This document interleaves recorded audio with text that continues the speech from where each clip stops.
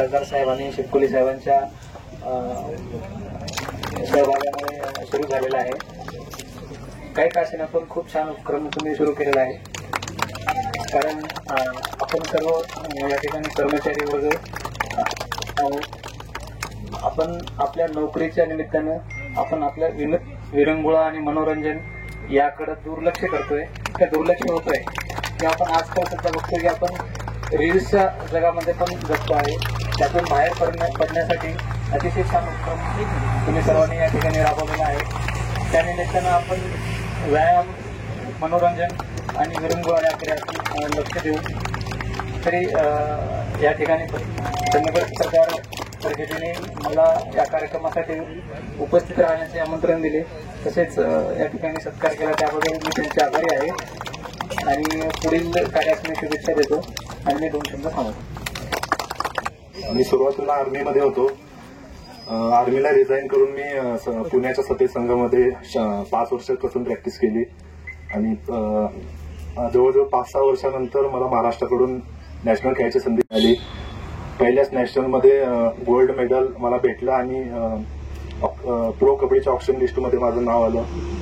मुंबईच्या all India tournament मी खेळायचो आणि माझा परफॉर्मन्स खूप तिथं चांगला होता. एअर इंडिया संघाचे अशोक शिंदे सरांचं मला मार्गदर्शन लाभलं आणि त्यातूनच पहिल्या प्रो कबड्डी सीझन 6 मध्ये मला 36 लाखाची बोली लागली आणि युवंपा संघानं मला आपल्या संघात समाविष्ट करून घेतलं. पहिल्या प्रो मध्ये 218 पॉईंट मी स्कोअर केले आणि डेब्युटंट ऑफ द सीझन हा अवॉर्ड मला प्रो कबड्डीकडून मिळाला. त्या जोरावरती दुसऱ्या 7व्या सीझन मध्ये तेलुगू टायटन्स या संघानं सगळ्यात महागडी बोली 1.5 करोडची बोली मला देऊन आपल्या संघात समाविष्ट करून घेतलं. सांगायचं उद्दिष्ट एवढंच आहे की जो कसून मेहनत करतो त्याला एक ना एक दिवस यश नक्कीच प्राप्त होतं. त्यामुळे सगळ्यांना मी चंदगड तालुक्यातील सगळ्या खेळाडूंना सांगू इच्छितो की मेहनतीला पर्याय नाही. या प्रवासात हा प्रवास भरपूर खडतर आहे प्रो कबड्डीचा. जर तुम्हालाही माझ्यासारखं माझ्यापेक्षाही माझी इच्छा आहे की चंदगड तालुक्यातून माझ्यापेक्षा चांगले खेळाडू निर्माण व्हावेत आणि आपल्या चंदगड तालुक्याचं आणि महाराष्ट्राचं नाव देशोपातळीवरती लौकिक करावं आणि त्यासाठी कसून मेहनत करणं हे त्याची गुरुकिल्ली आहे.